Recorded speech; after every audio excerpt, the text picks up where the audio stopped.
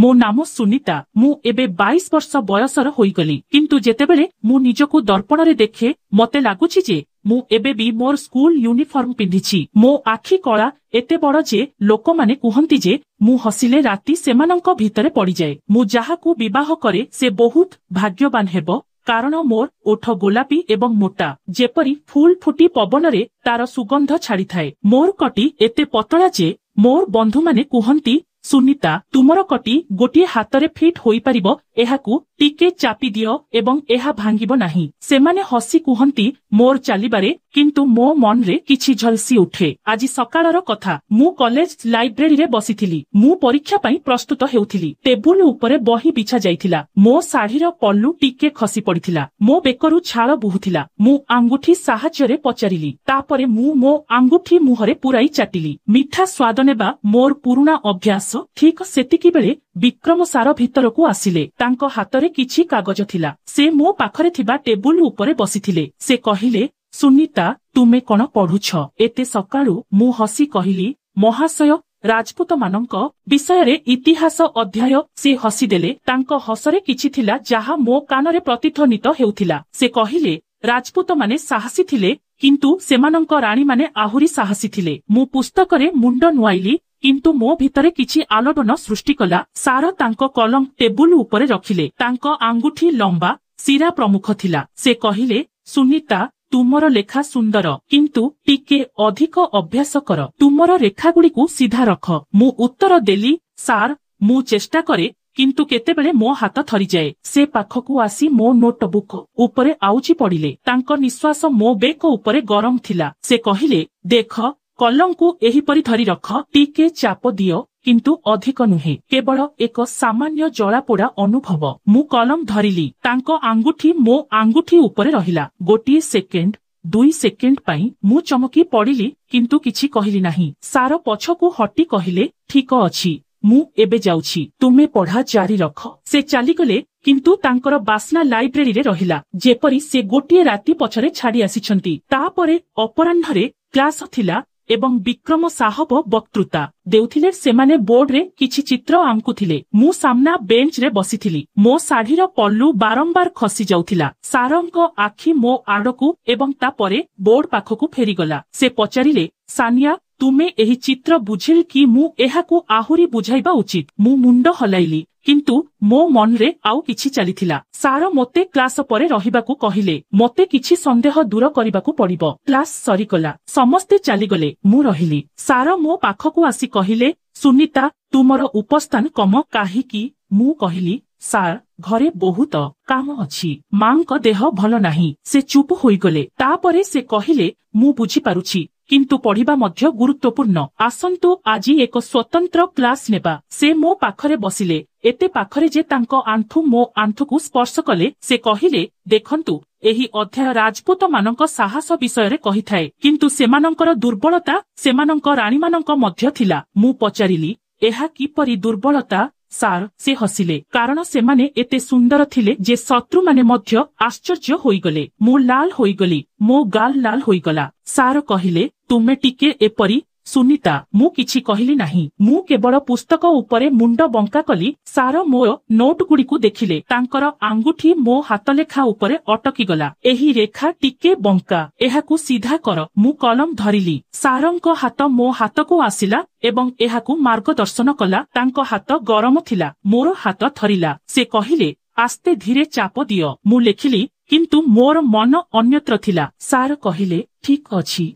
एवं एबे मु बुझी पारुछि। मु हम कहिली किंतु मु अन्य किछि भाबुथिली। मु सेही संध्यारे घरकू फेरी आसिली किंतु सारंक कथा मो मनरे रहिगला। गतकाली रातिरे मु मोर डायरी लेखिली। सार आजी बहुत पाखकू आसिले। तांकर निश्वास मो बेककू छुइला। से मध्य किछि अनुभव करंती कि? तापरे मु भाबिली एवं फोन काटी देली। परदिन पुणी पाठागार। सार सेठारे थिले। से पचारिले सुनीता गतकालीर संदेह दूर होईछि कि? मु कहिली हां सार किंतु आउ गोटिए अछि। से पाखकू आसी मो पाखरे बसिले। तुमे कौन कहिबाकू चाहुछ? मु बही खोली तांकू गोटिए अध्याय देखाइली। सार बुझाइबाकू लागिले। तांकर स्वर नीच थिला जेपरी परि से एक गुप्त कथा प्रकाश करुछंती। से कहिले देखंतु राजपूत मानक जीवन में बहुत प्रेम थिला किंतु सेही प्रेम भिन्न थिला सम्मानर। मु पचारिली महाशय प्रेम केते प्रकारर? से मो आखि को चाही अटकी गले। से कहिले बहु प्रकारर सुनीता। केतेबेले गुरु एवं शिष्यंक मध्यरे प्रेम। तापरे से अटकी गले एवं केतेबेले से अन्य किछि कहिले। मु नीरव रहिली किंतु मोर हृदय धड़धड़ करुथिला। सार कहिले तुमे बहुत बुद्धिमान किंतु केतेबेले तुमे अधिक भाव। मु हसी कहिली सार तुमे ही आमको चिंता करबाकू शिखाओ। से हसिले एवं तांको हसरे किछि थिला। धीरे धीरे दिन गुड़िक एहिपरि बीतीगला। सार मते विशेष ध्यान देबाकू लागिले। श्रेणी रे लाइब्रेरी रे गोटिए दिन लयाबरे एक प्राक्टिकल थिला। मु एका थिली, अन्य छात्र माने छुट्टी रे थिले। सार आसिले एवं कहिले सुनीता आसंतु आजी परीक्षण करिबा। मु पचारिली कि परी? सार से कहिले प्रथमे सुरक्षा रासायनिक प्रतिक्रिया उपरे से आसिले एवं मो हातरे ग्लोभस पिंधिबाकू लागिले। तांको आंगुठी गुड़िक मोर हाथ को धरिले। से कहिले सेमानंकु कड़ा कर किंतु अधिक नुहे, केवल फिट। मु ग्लोभस पिंधिली। सारंको आखि मो मुह उपरे थिला। तापरे परीक्षण आरंभ हेला। से किछि रासायनिक पदार्थ मिश्रण कले। एक प्रतिक्रिया हेला एवं धुआ उथिला। सार कहिले देखंतु एहा ईर्षा किंतु एहा नियंत्रण रे अछि। मु पचारिली सार जीवन रे मध्य ईर्षा को नियंत्रण करा जाई परिबो? से हसिले हम जदि तुमर सठिक मार्गदर्शक अछि। मु नीरव रहिली। सार कहिले सुनीता तुमर आखि बहुत भाव प्रवण। तुमे जहा भाबुछ ताहा दृश्यमान। मु लाजरे पड़ीगली। सार तुमे मध्य शिक्षा देई परिबो? से कहिले शिक्षा देबा शिक्षकंक काम। गोटिए दिन कॉलेज रे एक सांस्कृतिक उत्सव थिला। मु मंच उपरे नाचुथिली। मोर साड़ी दोलायमान थिला। मोर दुपट्टा उडुथिला। सार विचारक थिले। तांकर आखि मो उपरे पड़िला। नृत्य शेष हेला। सार कहिले सुनीता तुमर प्रदर्शन चमत्कार थिला किंतु तुमको आउ टिके अधिक अनुग्रह दरकार। मु कहिली सार मु अभ्यास करिबी। से कहिले मो सहित अभ्यास कर, मु तुमको सिखाइबी। मु आश्चर्य होइगली। सार से कहिले हाँ मु नृत्य मध्य जानिछि, एक पुराना हबी। परदिन सार अभ्यास कष्टरे संगीत बजाइले। से कहिले पाहाच देख तुमर अंटा को एही परी घुंचाओ किंतु नियंत्रण सहित। से मो पछरे ठिया हेले। तांकर हाथ मते मार्गदर्शन करिबा पई मो कांध पाखरे आसिला। से कहिले आस्ते आस्ते संगीत अनुभव कर। मु नाचुथिली। सारंक हाथ मो अंटा उपरे गरम विस्तार करुथिला। मु थरी उठिली किंतु से बंद कले नाही। सार कहिले परफेक्ट सुनीता तुमर प्रतिभा अछि। अभ्यास शेष हेला। मु झाड़े भिजी जाइथिली। सार मते एक गामुछा देले। से कहिले एहाकू पोछि दियो, तुमे ठंडा अनुभव करिबो। मु एक गामुछा नेई गली। सार पाखकू आसिले। से मो केस पोछिबाकू लागिले। तांको आंगुठी मो बेकरे। मु चुप रहिली। मोर हृदय धड़धड़ करुथिला। धीरे धीरे सार एवं मु निकटतर हेबाकू लागिलु। आमे अधिक कथा हेबा आरंभ कलु। गोटिए दिन सार कहिले सुनीता मु तुमको मो सहित करिबा पई एक प्रोजेक्ट देउछि। मु कहिली किपरि अछि सार? से कहिले इतिहास उपरे क्षेत्र कार्य राजपूत मानक जीवन उपरे। मु खुशी हेली। सार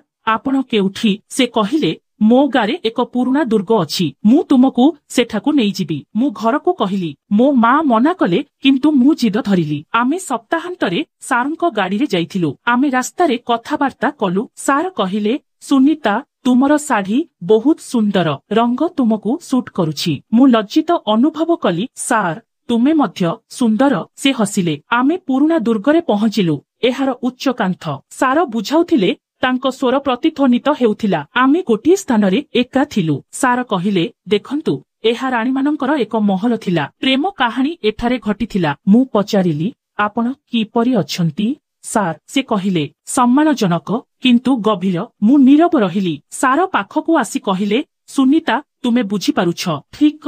मु कहिली हाँ किंतु मो मनरे अन्य किछि थिला। सार मो कांधरे हाथ रखिले। तुमे मोर सबुठारु भल छात्र। सेही स्पर्शरे किछि थिला। फेरिबा बाटरे गाड़ी रे सार कहिले सुनीता मु तुमको एक गुप्त कथा कहिबी। मु कौतूहली होइगली। सार से कहिले मु केबे विवाह करिनथिली कारण मु सठिक व्यक्ति पाइली नाही। मु नीरव रहिली। तापरे पचारिली सार आपण काहाकू पसंद करंती कि? से हसिले। हुए तो मु किछि कहिनथिली। घरे पहुंचिबा परे मु भाबुथिली। सार दिन बीतीगला। सारंक ध्यान बढ़िला। गोटिए दिन पाठागार रे सार कहिले सुनीता तुमर डायरी पड़ीगला मु एहाकू उठाइली मु भयभीत होईगली कारण एथिरे मोर चिंताधारा थिला। सार कहिले मु एहाकू पढ़ी नाही किंतु कभरटी सुंदर मु आश्वस्ति पाइली बोली संदेह कली। सार पचारिले तुमे लेखुछ कि मु कहिली हम। से कहिले मोते केबे देखाओ। मु मना कली किंतु सार जिद धरिले। गोटिए दिन मु तांकू डायरीटी देली। सार एहाकू पढ़िले। से कहिले सुनीता तुमर भावना बहुत गभीर किंतु केतेबेले तुमे निजको नियंत्रण करबा उचित। मु लाजरे पड़ीगली कारण एहा सारंक विषय थिला। सार कहिले मु बुझी पारुछि तुमे युवक भावना आसे। मु चुप रहिली। सार कहिले किंतु मोते सठिक दिग दर्शन दियो। धीरे धीरे मु बुझिबाकू लागिली। सार मोते परामर्श देबाकू चेष्टा करुथिले आउ किछि नाही। गोटिए दिन सार कहिले सुनीता मु तुमको एक छात्रवृत्ति पाई सुजोग देउछि। मु खुशी होईगली। सार कहिले किंतु एथिपाई कठिन परिश्रम आवश्यक। मु राजी हेली। आमे प्रोजेक्ट रे काम करिबा आरंभ कलु। पाठागार रे परीक्षागार रे सार मोते पाठ पढ़ाइले। तांको आखि प्रेम रे पूर्ण होईगला किंतु जणे गुरुंक गोटिए दिन प्रोजेक्ट समाप्त हेला। सार कहिले सुनीता तुमे बहुत भल काम कल। एबे तुमर जीवन बदली जिवो। मु कहिली सार एहा तुम जोगु मु एक छात्रवृत्ति पाइछि। मु अन्य सहर को गली। मु पाठ पढ़िली। मु सारंक सहित जोगाजोगरे रहिली। से मोते मार्गदर्शन करि चलिले। गोटिए दिन सार एक वार्ता पठाइले सुनीता मु एक स्कूल आरंभ करुछि। तुमे आसी शिक्षक हुओ। मु गली। सार मोते योगदान कराइले। एबे मु जणे शिक्षक। सार मोर मार्गदर्शक। लोक माने कुहंती जे सुनीता एवं विक्रम सार एक आश्चर्यजनक जोड़ी एवं मु जहाँ भी संदेह करिथिली ताहा सम्मान रे परिणत होइथिला। सारंक प्रेम जणे गुरुंक भଳି थिला किंतु आमर दृष्टि भूल थिला। अनेक प्रकारर प्रेम अछि एवं जणे शिक्षक एवं छात्रंक मध्यरे प्रेम सबुठारु पवित्र। केवल तुमर आखि सफा रख एवं सबु किछि स्पष्ट होई जाए। एवं तापरे सेही दिन आसिला जेतेबेले मु सारंक नूतन स्कूल रे शिक्षक हेली। सार मोते स्टाफ रूम देखाइले। से कहिले सुनीता एहा मो पाखरे तुमर क्याबिन। मु बहुत खुशी होईगली। एहा स्वप्न सत हेबा परि मने हेउथिला। प्रथम दिन थिला। मु क्लास नेबाकू जाइथिली। पिला माने मो आडकू चाहि रहिथिले। मु हसी हसी आरंभ कली। संध्यारे सार कहिले आस रात्रि भोजन करिबा एक उत्सव। आमे एक छोट रेस्टोरेंट को गलु। सार कहिले सुनीता तुमे बहुत भल काम करिछ।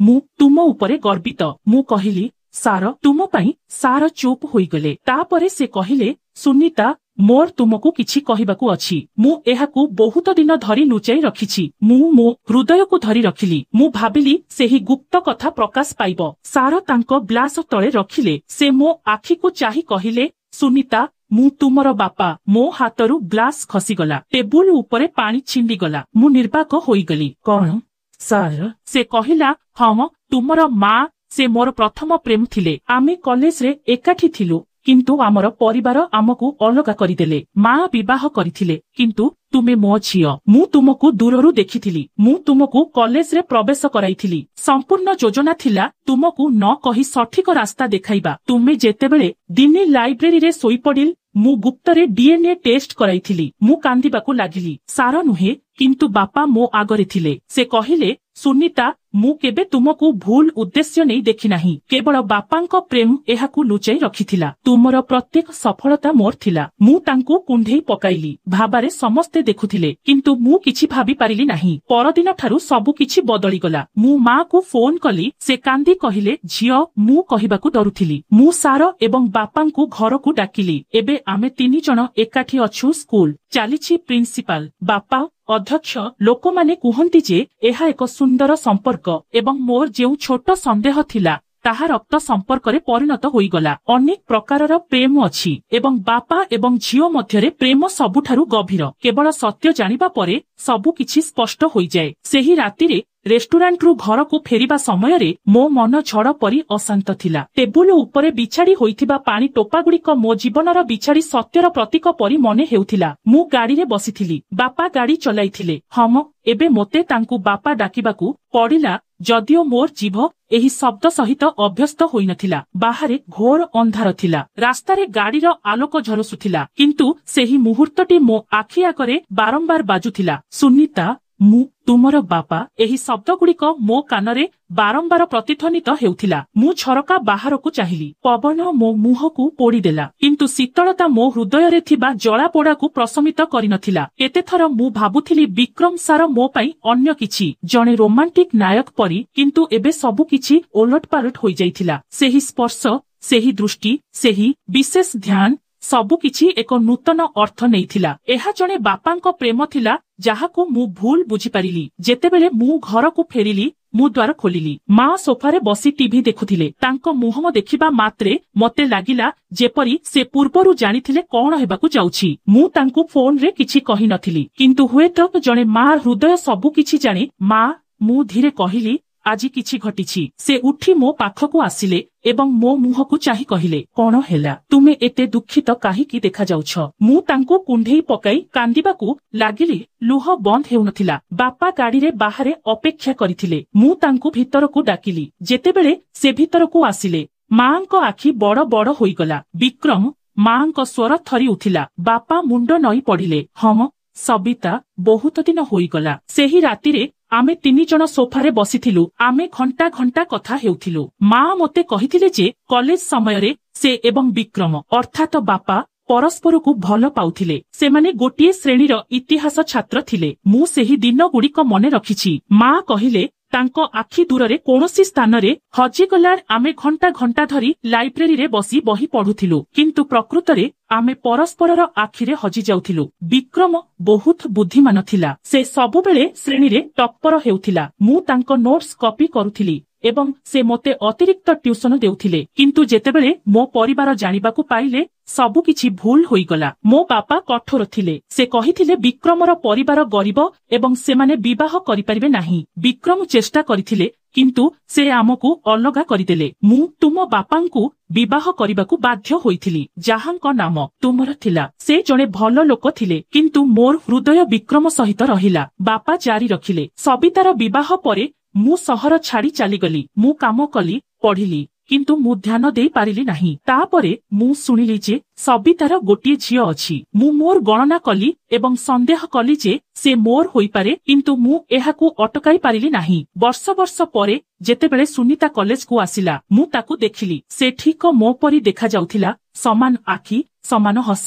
ମୁଁ ତାକୁ ମାର୍ଗଦର୍ଶନ କରିବା ପାଇଁ ଏକ ଯୋଜନା କରିଥିଲି। ସେ ଲାଇବ୍ରେରୀରେ ଶୋଇଥିବା ସମୟରେ ମୁଁ ଗୁପ୍ତରେ DNA ପରୀକ୍ଷା ପାଇଁ ଏକ ନମୁନା ନେଇଥିଲି। ରିପୋର୍ଟ ଆସିଲା ଏବଂ ସବୁକିଛି ସ୍ପଷ୍ଟ ଥିଲା। କିନ୍ତୁ ମୁଁ କେବେ ତୁମକୁ କହିଲି ନାହିଁ, କାରଣ ମୁଁ ଭୟ କରୁଥିଲି ଯେ ତୁମେ ମୋତେ ଭୁଲ ବୁଝିବ। ମୁଁ ଶୁଣି ଚାଲିଲି। ମୋ ମନରେ ହଜାର ପ୍ରଶ୍ନ ଥିଲା। ବାପା, ତୁମେ କେବେ ମା ସହିତ କଥା ହେଲ ନାହିଁ କାହିଁକି? ତୁମେ କାହିଁକି ଦୂରରେ ରହିଲ? ବାପା ମୁଣ୍ଡ ନୁଆଇଲେ। ଝିଅ, ଜୀବନ ଏତେ ସହଜ ନୁହେଁ। ସବିତା ବିବାହିତ ଥିଲା। ଆମର ଏକ ପରିବାର ଥିଲା। ମୁଁ ଏକା ଥିଲି, କିନ୍ତୁ ମୁଁ ଦୂରରୁ ତୁମର ଯତ୍ନ ନେବାକୁ ନିଷ୍ପତ୍ତି ନେଇଥିଲି। ମୁଁ ତୁମକୁ ସଫଳ କରିବି। କଲେଜରେ ବିଶେଷ ଧ୍ୟାନ, ସେହି ପ୍ରୋଜେକ୍ଟ, ଛାତ୍ରବୃତ୍ତି, ସବୁକିଛି ତୁମ ପାଇଁ ଥିଲା। ମୁଁ କେବେ ତୁମକୁ ଭୁଲ ଆଖିରେ ଦେଖିନଥିଲି। ତେବେ ବନ୍ଧୁଗଣ, ଆପଣଙ୍କୁ ଏହି କାହାଣୀଟି କିପରି ଲାଗିଲା? ଦୟାକରି ଆପଣଙ୍କର ମତାମତ ସେୟାର କରନ୍ତୁ। ଯଦି ଆପଣ ଏହି କାହାଣୀଟି ଉପଭୋଗ କରିଛନ୍ତି, ଦୟାକରି ଏହାକୁ ଲାଇକ୍ ଏବଂ ସେୟାର କରନ୍ତୁ। ଏହିଭଳି ଆହୁରି କାହାଣୀ ପାଇଁ ଆମ ଚ୍ୟାନେଲକୁ ସବସ୍କ୍ରାଇବ କରନ୍ତୁ ଏବଂ ଘଣ୍ଟି ଆଇକନକୁ କ୍ଲିକ୍ କରିବାକୁ ଭୁଲନ୍ତୁ ନାହିଁ। ଧନ୍ୟବାଦ।